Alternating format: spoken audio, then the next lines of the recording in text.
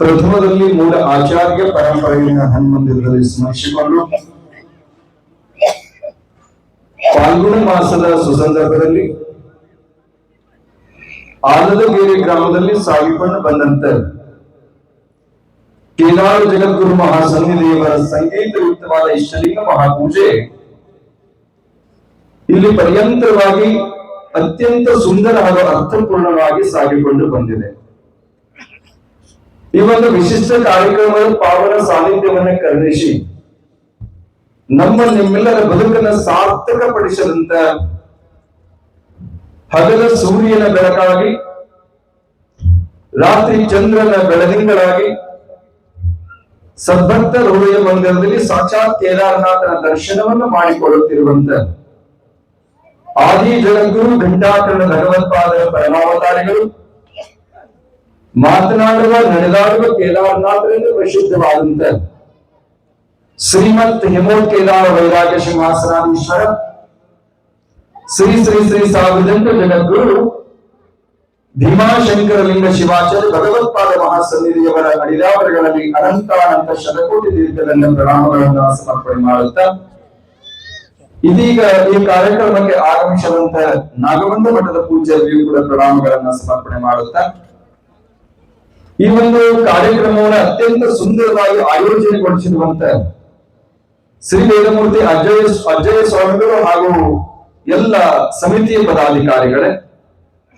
ಈ ಕಾರ್ಯಕ್ರಮದಲ್ಲಿ ತನು ಮನ ಧನ ಸೇವೆಯನ್ನು ಸಲ್ಲಿಸಿ ಮಹಾಗುರುವಿನ ದೈವದ ಅನುಗ್ರಹಕ್ಕೆ ಕಾರಣೀಭೂತರಾಗಿರ್ತಕ್ಕಂಥ ಸಮಸ್ತ ಭಕ್ತ ಬಂಧುಗಳೇ, ವಾತ್ಸಲ್ಯಮಯಿಗಳಾದಂತ ತಾಯಿಯಂದರೆ, ಮುದ್ದು ಮಕ್ಕಳೇ, ಒಂದು ಕಡೆಗೆ ವ್ಯಾಸ ಮಹರ್ಷಿಗಳು ಹೇಳ್ತಾ ಇದ್ದಾರೆ, ಹೇ ಶೈವ ಕಲ ವಿಶಿಷ್ಟಾಹ ಲಿಂಗೇನ ಜಾಯತೆ ಲಿಂಗೇನ ಸಹ ಜೀವತೆ ಲಿಂಗೇನ ಪಂಚತ್ವ. ಹೇ ವೀರಶೈವನ್, ಏನು ಬಹಳ ವಿಶಿಷ್ಟನಾಗಿದ್ದೀಯಾ, ವಿಲಕ್ಷಣನಾಗಿದ್ದೀಯಾ, ವಿಭಿನ್ನನಾಗಿದ್ದೀಯಾ. ಲಿಂಗೇನ ಜಾಯತೆ, ಲಿಂಗವನ್ನ ಕಟ್ಟಿಕೊಂಡು ಭೂಮಿಗೆ ಬರ್ತಾ ಇದ್ದೀಯಾ, ಲಿಂಗವನ್ನ ಕಟ್ಟಿಕೊಂಡು ಜೀವನವನ್ನು ಕಳೀತಾ ಇದ್ದೀಯಾ, ಲಿಂಗವನ್ನ ಕಟ್ಟಿಕೊಂಡು ಪಂಚತತ್ವದಲ್ಲಿ ಲೀನನಾಗ್ತಾ ಇದ್ದೀಯಾ. ಅಂದ್ರೆ ಸಿದ್ಧಾಂತ ಶಿಖಾಮಣಿಯಲ್ಲಿ ಜಗದ್ಗುರು ರೇಣುಕಾಚಾರ್ಯ ಭಗವತ್ಪಾದರ ಅಪ್ಪಣೆ ಕೊಡಿಸ್ತಾ ಇದ್ದಾರೆ, ಅಷ್ಟಮ ಮಾಸ ಇಷ್ಟಲಿಂಗ ಧಾರಣಂ. ತಾಯಿ 8 ತಿಂಗಳು ಗರ್ಭವತಿ ಇರುವ ಸಮಯದಲ್ಲಿ ಮಗುವಿಗೆ ಆವಾಗಲೇ ಲಿಂಗ ದೀಕ್ಷಾ ಸಂಸ್ಕಾರವಾಗತ್ತೆ. ನಮ್ಮ ಧರ್ಮಶಾಸ್ತ್ರದಲ್ಲಿ ಮಾಂಸಮಯವಾದ ಪಿಂಡ ಮಂತ್ರಮಯವಾದ ಪಿಂಡವಾಗಿ ಅವತ್ತಿಂದ ಪರಿವರ್ತನೆಗೊಳ್ಳುತ್ತೆ. ಅದಕ್ಕೆ ಹೇಳಿದ್ರು ಅಷ್ಟಮ ಮಾಸ ಇಷ್ಟಲಿಂಗ ಧಾರಣ. ಜನನ ಆದ ಮೇಲೆ 3 ದಿನ, 6 ದಿನ, 12 ದಿನ, 16 ದಿನ ಈ ಸಮಯದಲ್ಲಿ ಮತ್ತೆ ಆ ಮಗುವಿಗೆ ಲಿಂಗ ದೀಕ್ಷೆಯನ್ನು ಮಾಡಲಾಗತ್ತೆ.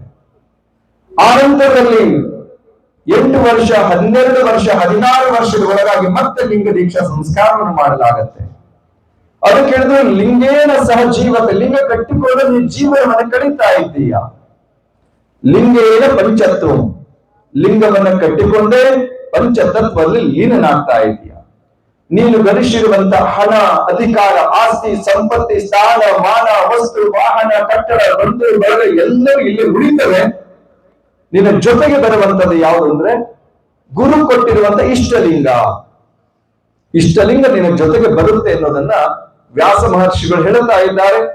ಕೇದಾರ ಪೀಠದ ಘಂಟಾಕರ್ಣ ಜಗದ್ಗುರು ಮಹಾಸನ್ನಿಧಿಯವರಿಂದ ಲಿಂಗ ದೀಕ್ಷಾ ಸಂಸ್ಕಾರವನ್ನು ಪಡೆದು ಅವರು ಕೂಡ ಪರಂಪರೆಯನ್ನು ಪರಿಪಾಲನೆ ಮಾಡಿದ್ರು ಅನ್ನುವಂಥ ಇತಿಹಾಸ ಬರುತ್ತೆ. ಸದ್ಭಕ್ತ ಬಂಧುಗಳೇ, ನಮ್ಮ ಧರ್ಮದ ಲಾಂಛನಗಳು 3 ಇದ್ದಾವೆ: ವಿಭೂತಿ, ರುದ್ರಾಕ್ಷಿ ಮತ್ತು ಲಿಂಗ. ಭಸ್ಮವನ್ನ ಸದಾ ನಾವೆಲ್ಲರೂ ಧರಿಸಬೇಕು. ಇದಕ್ಕೆ ಜಾತಿ ಮತ ಪಂಥಗಳಿಲ್ಲ. ಪ್ರತಿಯೊಬ್ಬರಿಗೂ ಕೂಡ ಭಸ್ಮವನ್ನು ಧರಿಸಲಿಕ್ಕೆ ಅಧಿಕಾರ ಇದೆ. ಯಾಕೆ ಧರಿಸಬೇಕು ಅಂತ ಕೇಳಿದ್ರೆ, ನಾವು ಪೂರ್ವ ಜನ್ಮದಲ್ಲಿ ಮಾಡಿರುವಂತ ಅನೇಕ ಪಾಪ ಕರ್ಮಗಳ ಫಲವಾಗಿ ಅನೇಕ ದುಃಖವನ್ನು ಅನುಭವಿಸ್ತೇವೆ. ಸಾಕಷ್ಟು ಕಷ್ಟ, ನಷ್ಟ, ದುಃಖ, ನೋವು, ಸಂಕಟ, ಆತಂಕಗಳನ್ನು ಅನುಭವಿಸ್ತಾ ಇದ್ದೇವೆ. ಆ ಪಾಪ ಕರ್ಮಗಳ ವಿಮೋಚನೆ ಆಗಬೇಕು ಅಂತ ಕೇಳಿದ್ರೆ, ಯಾರು 12 ವರ್ಷಗಳ ಕಾಲ ಸತತವಾಗಿ ತ್ರಿಪುಂಡ್ರಾಂಕಿತ ಮಸ್ತಕ ಇವ ಹಣೆಗೆ ಭಸ್ಮವನ್ನು ಧರಿಸ್ತಾ ಇದ್ದಾರೋ ಅವರ ಪಾಪ ಕರ್ಮಗಳು ನಷ್ಟವಾಗಿ ಪುಣ್ಯದ ಫಲ ಅವರಿಗೆ ಲಭ್ಯವಾಗತ್ತೆ. ಅದಕ್ಕಾಗಿ ಭಸ್ಮವನ್ನು ಸತತವಾಗಿ ಧರಿಸಬೇಕು. ರುದ್ರಾಕ್ಷಿ, ರುದ್ರ ಪ್ಲಸ್ ಅಕ್ಷಿ ರುದ್ರಾಕ್ಷಿ. ರುದ್ರನ ನೇತ್ರದಿಂದ ಪ್ರಕಟಗೊಂಡಿರ್ತಕ್ಕಂಥ ರುದ್ರಾಕ್ಷಿಯನ್ನ ಸದಾ ನಾವು ಧರಿಸಬೇಕು. ಇದರಲ್ಲೂ ಸ್ತ್ರೀ ಪುರುಷ ಅನ್ನುವಂತ ವ್ಯತ್ಯಾಸಗಳಿಲ್ಲ, ಪ್ರತಿಯೊಬ್ಬರಿಗೂ ಕೂಡ ಧರಿಸ್ಲಿಕ್ಕೆ ಅವಕಾಶ ಇದೆ. ಯಾಕೆ ಧರಿಸಬೇಕು ಅಂತ ಕೇಳಿದ್ರೆ, ಆಗಾಮಿಕ ಮುಂದೆ ಬರುವಂತ ಕಂಟಕಗಳೇನಿರ್ತಾವೆ, ಅಪಮೃತ್ಯು ದೋಷಗಳೇನಿದ್ದಾವೆ, ಸಂಕಷ್ಟಗಳೇನಿದ್ದಾವೆ, ರುದ್ರಾಕ್ಷಿ ಧಾರಣ ಮಾತ್ರದಿಂದ ಆ ಪಾಪ ಕರ್ಮಗಳು ದೂರವಾಗ್ತವೆ ಎನ್ನುವುದನ್ನ ಬಹಳ ಸ್ಪಷ್ಟವಾಗಿ ಹೇಳ್ತಾ ಇದ್ದಾರೆ. ಅಷ್ಟೇ ಅಲ್ಲ, ಗವಾನ್ ಕೋಟಿ ಪ್ರಧಾನಶ್ಯ ಯತ್ಫಲಂ ಭುವಿ ಲಭ್ಯತೆ ತತ್ಫಲಂ ಲಭತೆ ಮಧ್ಯ ನಿತ್ಯಂ ರುದ್ರಾಕ್ಷ ಧಾರಣಂ. ಒಂದು ರುದ್ರಾಕ್ಷಿನ ಸತತವಾಗಿ ಜೀವನ ಪರ್ಯಂತ ನಾವು ಧರಿಸಿದ್ದೆ ಆದ್ರೆ 1,000,000 ಹಸು ದಾನವನ್ನು ಮಾಡಿದ ಪುಣ್ಯ ನಮಗೆ ಲಭ್ಯವಾಗತ್ತೆ ಅನ್ನೋ ಕಾರಣಕ್ಕಾಗಿ ಹೇಳ್ತಾ ಇದ್ದಾರೆ ರುದ್ರಾಕ್ಷಿನ ಧರಿಸಬೇಕು. ಅದ್ರ ಜೊತೆ ಲಿಂಗವನ್ನ ಸದಾ ಧರಿಸಬೇಕು, ತೆಗಿಬಾರದು, ಯಾರಿಗೂ ಕೊಡಬಾರದು. ಗುರುವನ್ ಬಂದ ತಕ್ಷಣ ನೆನಪು ಮಾಡಿ ಹಾಕೊಂಡು ಹೋದ ತಕ್ಷಣ ತೆಗೆದಿಡಬಾರದು. ಸತತವಾಗಿ ಲಿಂಗವನ್ನ ಧರಿಸಬೇಕು. ಹಾಗೆ ಮಾಡಿದಾಗ ನಮ್ಮ ಬದುಕು ಸಾರ್ಥಕವಾಗತ್ತೆ ಅನ್ನೋ ಮಾತನ್ನ ತಿಳಿಸಿ ಪ್ರಾಯಶಃ ನಿನ್ನೆ ರಾತ್ರಿ ನಾವು ಗಮನಕ್ಕೆ ತಂದಿದ್ದೀವಿ. ನಿಮಗೆ ಏನು ಅಂತ ಕೇಳಿದ್ರೆ, ಕೇದಾರ ಜಗದ್ಗುರು ಮಹಾಸನ್ನಿಧಿಯವರ ಸಂಗೀತಯುಕ್ತವಾದ ಇಷ್ಟಲಿಂಗ ಮಹಾಪೂಜೆ ಹೇಗಿರುತ್ತೆ ಅಂದ್ರೆ, ಅದು ಕೇದಾರ ಜಗದ್ಗುರು ಮಹಾಸನ್ನಿಧಿಯವರ ಇಷ್ಟಲಿಂಗ ಪೂಜೆಯಂತೆ ಇರುತ್ತೆ ಹೊರತು ಮತ್ತೆ ಯಾವುದನ್ನು ಉದಾಹರಣೆ ಕೊಡ್ಲಿಕ್ಕೆ ಬರಲ್ಲ ಅಂತ ಹೇಳಿದ್ವಿ. ಅದಕ್ಕೆ ನೀವೆಲ್ಲ ಪ್ರತ್ಯಕ್ಷ ಪ್ರಮಾಣವಾಗಿ ದರ್ಶನ ಮಾಡಿದ್ದೀವಿ.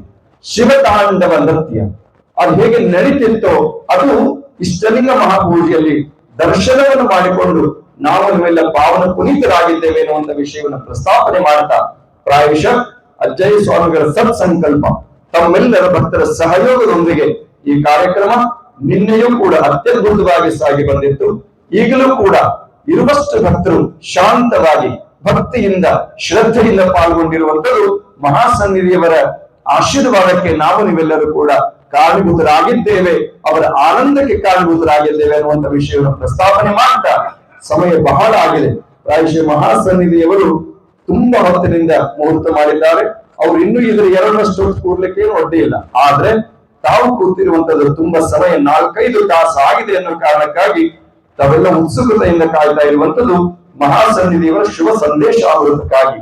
ಅಂತ ಸಂದೇಶವನ್ನ ನಾವು ನೀವೆಲ್ಲ ಕೇಳಿ ಪಾವನ ಪುನೀತರಾಗೋಣ ಅನ್ನುವಂತ ವಿಷಯವನ್ನು ಪ್ರಸ್ತಾಪನೆ ಮಾಡ್ತಾ, ಈ ಕಾರ್ಯಕ್ರಮ ಆಯೋಜನೆ ಮಾಡಿರುವಂತ ಈ ಸಮಿತಿ ಎಲ್ಲ ಪದಾಧಿಕಾರಿಗಳಿಗೂ, ಇಲ್ಲಿ ಪಾಲ್ಗೊಂಡಿರುವಂತ ಎಲ್ಲ ಭಕ್ತ ಬಂಧುಗಳಿಗೂ ಜಗದ್ಗುರು ಮಹಾಸನ್ನಿಧಿಯವರ ಆಶೀರ್ವಾದ, ಅನುಗ್ರಹ, ಅಂತಃಕರಣ ಕೃಪಾ ಕಾರುಣ್ಯ, ಕೃಪಾ ದೃಷ್ಟಿ ಸದಾಗಿದ್ದು ನಮ್ಮ ನಿಮ್ಮೆಲ್ಲರನ್ನ ಉದ್ಧರಿಸಲಿ, ಅನುಗ್ರಹಿಸಲಿ ಅನ್ನುವಂತ ಸತ್ಸಂಕಲ್ಪದೊಂದಿಗೆ ಈ ಸಂದೇಶದ ವಿರಾಮ ಕೊಡ್ತಾ ಇದ್ದೇವೆ.